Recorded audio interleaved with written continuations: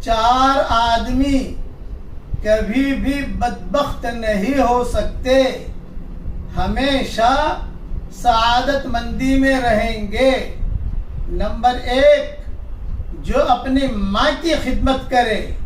قرآن میں اللہ نے فرمایا وَبَرًّا بِوَالِدَتِي وَلَمْ يَجْعَلْنِي جَبَّارًا شَقِيًّا۔ عیسیٰ علیہ السلام نے کہا تھا کہ میں میری ماں کی خدمت کروں گا، اللہ نے مجھے جبار اور شقی نہیں بنایا ہے۔ یا ماں کی خدمت کرنے والا کبھی بھی بدبخت نہیں ہو سکتا۔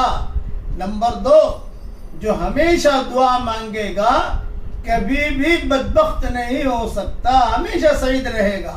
اللہ قرآن میں فرماتے ہیں وَلَمْ أَكُنْ بِدُعَائِكَ رَبِّ شَقِيًّا۔ نمبر 3، جو